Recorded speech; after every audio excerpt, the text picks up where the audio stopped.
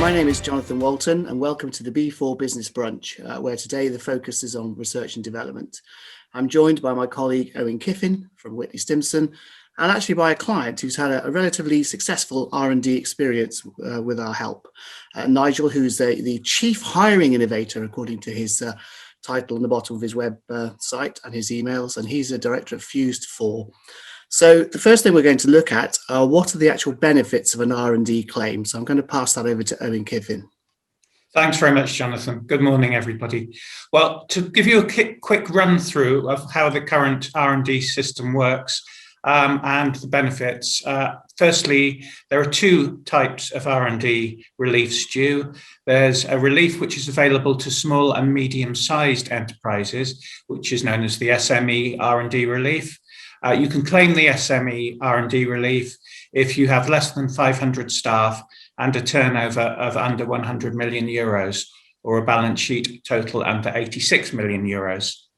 So if you're qualifying for the SME R&D relief, effectively you get to deduct an extra 130% of your qualifying costs from your yearly profits. So this will be 100% deduction plus 130%, making 230% in total. The main qualifying expenditure which most people get is their staffing costs on qualifying staff engaged in R&D. And to the extent that this additional relief creates a loss, you can claim back a tax credit by surrendering the loss of 14.5% of the surrenderable loss, which, if you're innovating with a new product, can be very helpful to early years cash flow. Then moving on, there's a large company relief. Large companies can claim something which is called the Research and Development Expenditure Credit, which is RDEC for short, for their qualifying expenditure on R&D projects. The definition of R&D for both of those is the same, but for the large companies, they get a credit of currently 13% in their accounts as above the line credit. That is taxable though, so the 13% relief comes down to 11.5 odd percent in practice. Recent changes from April this year is that there's a PAYE and NIC cap for the small and medium-sized repayable tax credit. It's to prevent perceived possible abuse, and it limits the claim to be set at £20,000 plus 300% of the company's total PAYE and NIC liabilities for the period. Also, just worth bearing in mind that the budget last week announced a consultative project to see whether the R&D system as it currently stands is still fit for purpose. The government and the Chancellor are placing very great emphasis on us recovering the economy from the last year or so by making innovations and by new products and by being at the cutting edge of technology and science. So they're looking at the whole R&D. It's a pretty open brochure. They're looking at the whole R&D system to see whether it could be improved or made more accurate in achieving the goals which they want to. It's looking at the definition of what qualifies as R&D. It's considering whether it's correct to continue with two separate schemes or whether they can maybe amalgamate them into one. It's looking at whether the rates are still competitive, and it's possible that it might be more generous than it is now because we're now partly outside the EU imposed restrictions on state registered aid, which have previously limited the amount of relief which could be given. And I think that's my quick overview of the current system. So back to Jonathan. Yes, and Owen produced a sheet which we can send to people, which is basically the kind of bones of how the scheme works, plus what the changes are likely to be from the 1st of April, as well as they affect SME businesses too. So now dealing with what R&D actually is. So in terms of tax purpose definitions, It's a set of interrelated activities which collectively are necessary for the attempt to achieve the scientific or technological advance defined for the project. It's required to overcome scientific or technological uncertainty, and it's pursued through a systematic investigation by means of experiment or analysis performed by competent professionals working in their field. Now, the technical advancement issue is one where someone's developed a novel or an unconventional, a unique or a new solution that either improves or enhances the functionality or capability of an existing system or industry knowledge. And so if you're just doing a product that's to compete with a competitor, that wouldn't necessarily qualify for R&D. But if there's something that's being done better, quicker, more efficient, smaller in some scientific circles, then projects like that will qualify. One of the issues, of course, is where projects have faced significant difficulties. Of course, they could fail. And just because a project has failed, it doesn't mean to say that it's ruled out from R&D. In fact, R&D tax credits are available for projects that have failed that meet the qualifying definition. And just for the sheer fact that the end result hasn't got there doesn't mean to say it's not a claimable item. And so one of the ways to look at we look through the expenditure to see what kind of expenses qualify, and staffing costs, which have already been mentioned by Owen. So any employees directly and actively involved in R&D activities. So that would be the employee's gross salary. It includes bonuses, reimbursed travel costs, employers' NI, and also company contributions to pension schemes. Now, there has to be a proof of mechanism of how those payments relate to the project. And so some clients of ours actually keep timesheets, or they keep project costing sheets, which show the allocation of their labour force across to that. Subcontractor costs will also qualify where an SME claimant company is outsourced part of the R&D project. And that's quite often common in testing and validation, where obviously they want external verification of the proof of the concept of the product, really. Externally provided workers will also qualify if they're provided through a third-party personnel provider and working under the direct supervision of the claimant company. Consumable and transformable items such as raw materials, utilities, etc. Software that's being used directly for the relevant R&D activities will also qualify. And again, that may be apportioned, so there has to be a frame of apportionment. And even things like training required to directly support an R&D project, or R&D by students and researchers carried out at universities. If there's a cost of clinical trials, for example, those are often included as well. So the crux of the matter is that you've got to look at the definition of a project. You've got to then be able to see that the definition applies to the project you have. So the best way to look at that is, first of all, to start on the government website, because the government website is very, very well written. It's just got a whole section allocated to research and development, and then speak to a competent professional about basically what you should and you shouldn't claim for. So what we tend to do is, obviously, because we're the accountants, we have all the data sets in front of us. We can start to look through all the expenses, and we have a kind of a capture sheet where we send that to clients now to ask them what we can claim for, and just to make sure that they don't fall foul of the definitions.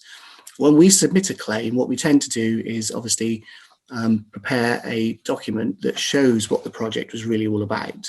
So, for example, the document which we'd always send to the HMRC would say why an advance in science or technology had been proven to be shown. We might compare it with what existing competitors have done. We might compare it with what the client's done in the past, but we'll certainly try to differentiate something that then adds to the actual product itself. And those items are relatively key, because the report there is a specific department within HMRC that looks at R&D claims, and it's worth making sure that report is very robust. So I think now maybe we'll turn over to and speak to Nigel about the claims he's made and what his business does, because what I wanted to emphasize as well today is that it's not just metal bashers, as Owen describes them when he does our budget seminars, that make claims for R&D. There's a whole variety of businesses that can make a claim for an R&D expenditure, enhanced expenditure. And I thought we'd bring Nigel into the equation here so he could just tell us what his business does and how that's made its claim over the years. So Nigel, welcome. Thanks, Jonathan, and thanks for the opportunity to talk. So just to introduce myself, so I'm co-founder of Fused 4. Our business has been running for about 3 years now, and we have a vision for transforming the way that technology hiring or recruitment is done.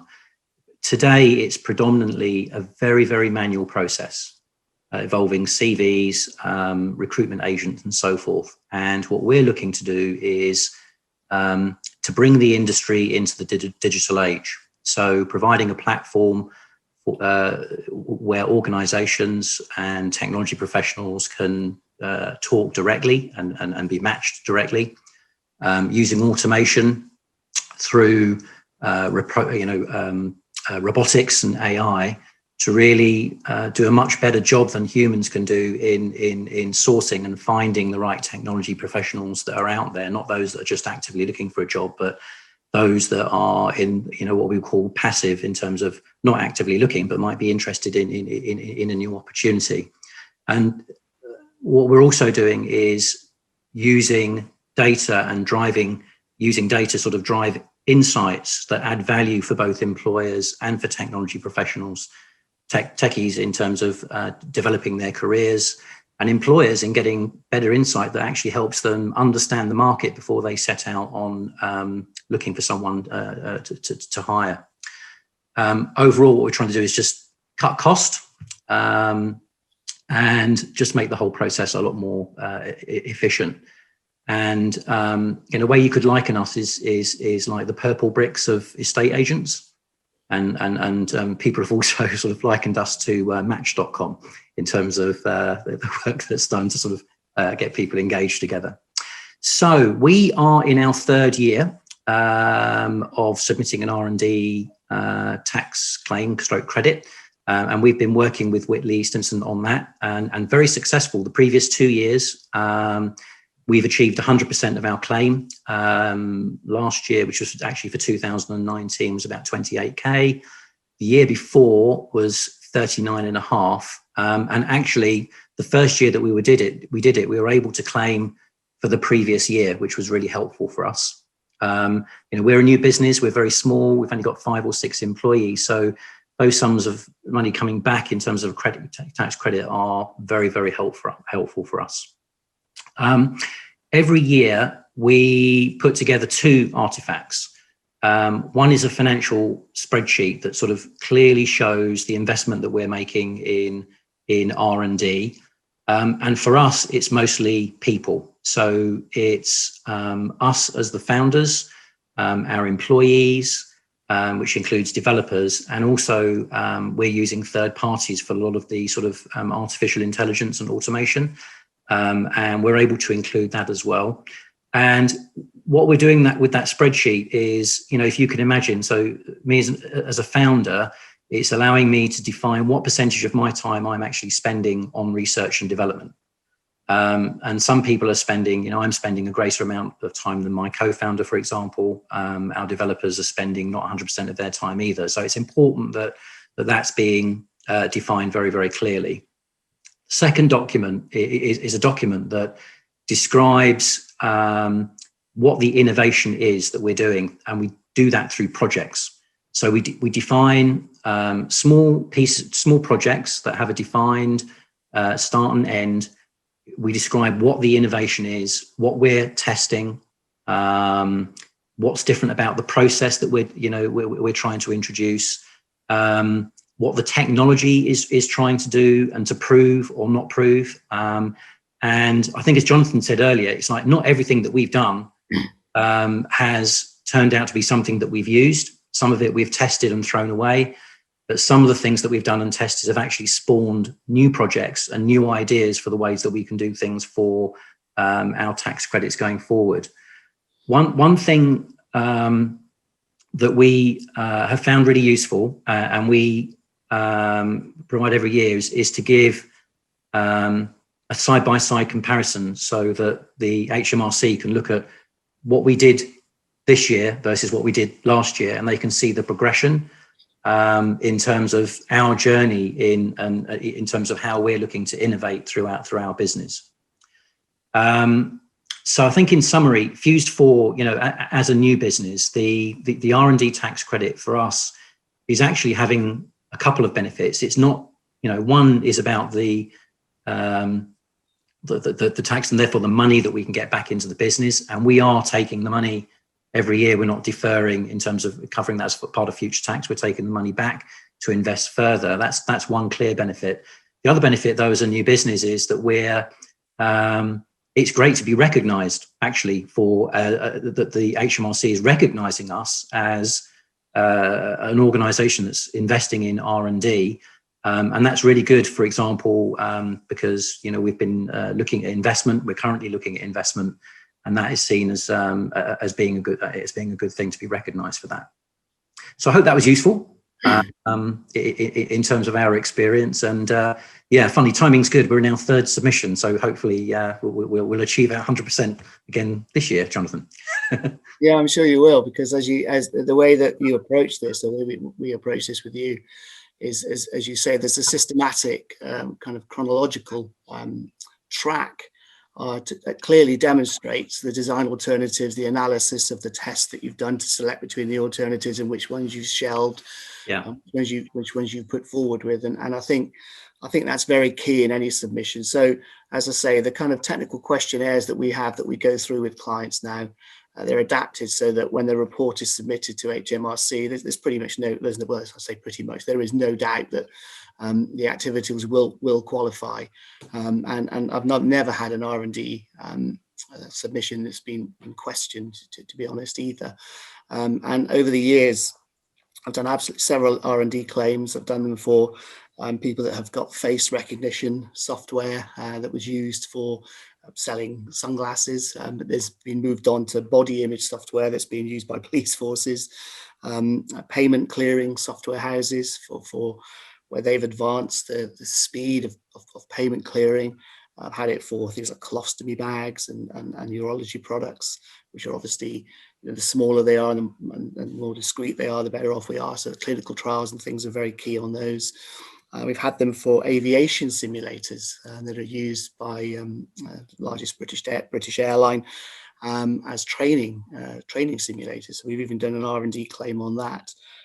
Fire doors, slip ring assemblies. There's a whole bash of thing. And the point of bringing Nigel in today was because I think there's a lot of people who aren't fully aware that they can make R&D claims. There's a lot of letters that come through now from R&D specialist houses that will help you look into these. They have a different charging structure to us, and they tend to charge as a commission based upon the tax that they have saved. The truth of the matter is that the tax will have been saved anyway if a competent professional is preparing the claim on behalf of a client, and we just don't charge on that basis. We charge by the hour, and it's pretty much always an agreed fixed rate in advance, but it's considerably cheaper than being done as a percentage basis, which is how these letters come through the post.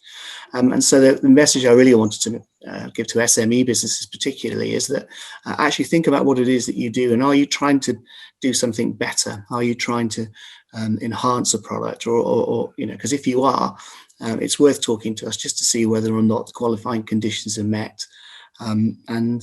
I think that's really all I needed to say. Thank you very much. Unless, Owen, have you got any other comments? I think you've covered it comprehensively there.